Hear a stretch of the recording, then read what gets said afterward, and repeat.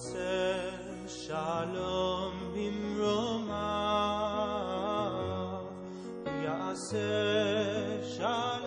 we saw last week, the sages understood Tzarat, the theme of this week's parasha, not as an illness, but as a miraculous public exposure of the sin of Lashon Hara, speaking badly about people. Judaism is a sustained meditation on the power of words to heal or harm, mend or destroy. Just as God created the world with words, so we create and can destroy relationships with words. The rabbis said much about Lashon Hara, evil speech, but virtually nothing about the corollary, Lashon Tov, good speech. The phrase doesn't appear at all in either the Babylonian or Yerushalmi Talmuds. It figures only in two midrashic passages, where it refers to praising God. But Lashon Hara doesn't mean speaking badly about God, it means speaking badly about human beings. So if it's a sin to speak badly about human beings, is it a mitzvah to speak well about them? My argument will be that it is, and to show this, we're going to take a journey through the sources. We begin with the Mishnah in Pirkei Avot, Ethics of the Fathers, in which we read the following. Rabban Yochanan ben Zakkai had 5 preeminent disciples, Rabbi Eliezer ben Hyrcanus, Rabbi Yoshua ben Chananya, Rabbi Yosei, HaKohen the priest, Rabbi Shimon ben Netanel, and Rabbi Elazar ben Arach. Hu hayam moneh shivchan. He used to recount their praise. He used to say, Eliezer ben Hyrcanus, a plastered well that never loses a drop. Yoshua ben Chananya, happy the one who gave birth to him. Yosei the priest, a pious man. Shimon ben Netanel, a man who fears sin. Elazar ben Arach, mayan hamitgaber, an ever-flowing spring. However, the practice of Rabban Yochanan in praising his disciples seems to contradict a principle we read in the Talmud.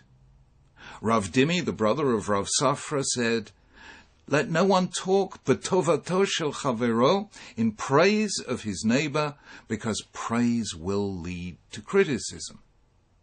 Well, how will praise lead to criticism? Rashi gives 2 explanations. One is, having delivered excessive praise, yoter midai, about somebody, then I myself will come to qualify my remarks, admitting for the sake of balance that, well, actually the person isn't that good, he has also some faults. Or, alternatively, says Rashi, others will point out his faults. For Rashi, the crucial consideration is the praise judicious, accurate, true, or is it yoter midai, overstated?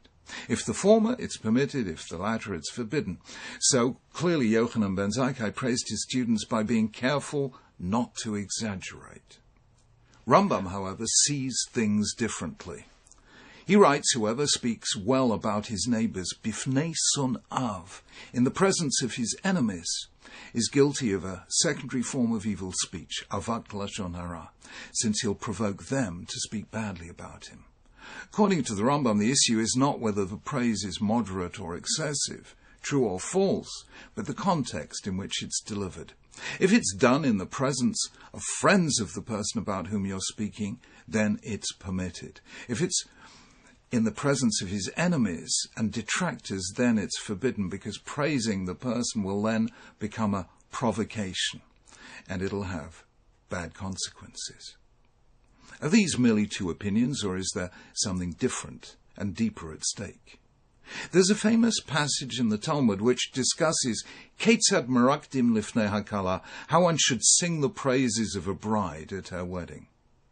Our rabbis taught, how should you dance before the bride? In other words, what should you sing before the bride? The school of Shammai say, sing, the bride is as she is. The school of Hillel say, Kala na'ah v'chasudah, sing, the bride is beautiful and gracious. The school of Shammai said to the school of Hillel, if she were lame or blind, would you sing that the bride is beautiful or graceful? Doesn't the Torah say, midvar sheket tirchak, keep far away from falsehood? The school of Hillel answered the school of Shammai, saying, according to your view, if somebody made a bad purchase in the market, should you praise it in his eyes, or should you tell him he made a bad purchase? Surely you should praise it in his eyes. The disciples of Hillel hold that at a wedding you should sing, the bride is beautiful whether she is or not, and Shammai's disciples disagree. Whatever the occasion, don't tell a lie. Do you call that a lie? Respond the Hillelites. In the eyes of the groom, at least, the bride is beautiful. Just as in the eyes of somebody who's just made a purchase, he thinks he has made a good deal, even if in your opinion he hasn't. What's really at stake here isn't just temperament, puritanical Shammaites against good-natured Hillelites, but actually two views about the nature of language. The Shammaites think of language as a way of making statements, which are either true or false. The Hillelites understand that language is about more than just making statements. We can use language to encourage, empathize, motivate, inspire, or we can use it to discourage, disparage, criticize, and depress. Language does more than convey information. It conveys emotion. It creates or disrupts a mood.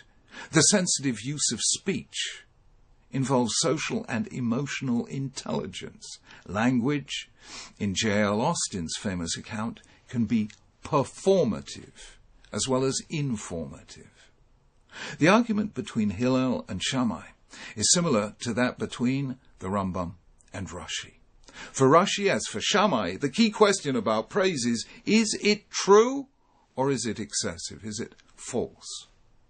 For the Rambam, as for Hillel, the real question is, what's the context? Is it being said in the presence of enemies or friends? Will it create warmth and esteem, or will it create envy and resentment?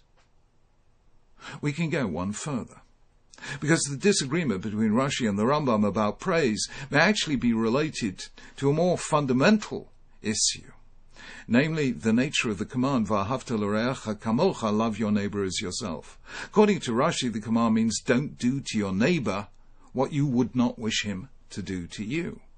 However, according to the Rambam, the command, V'ahavta l'reacha kamocha, love your neighbor as yourself, includes the command, l'saper b'shivcho, to speak in his praise. Rashi clearly sees praising your neighbor as optional. Rambam sees it as falling within the command of loving your neighbor. We can now answer a question we should have asked at the very outset. The Mishnah in Avot speaks about Rabbi Yochanan ben Zakkai having 5 famous disciples. Now, Avot is about ethics. It isn't about history or biography.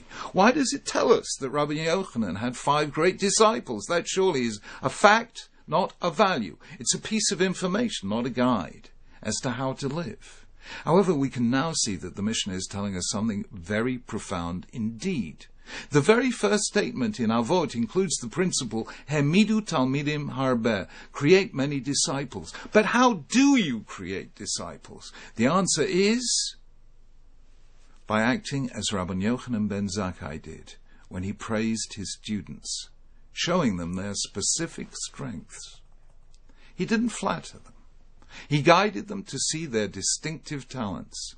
Eliezer ben Hyrcanus, the cemented well that never loses a drop, wasn't creative, but he had a great memory, which was important in the days when the Torah Sheba'al Peh, the oral law, was not yet written in books.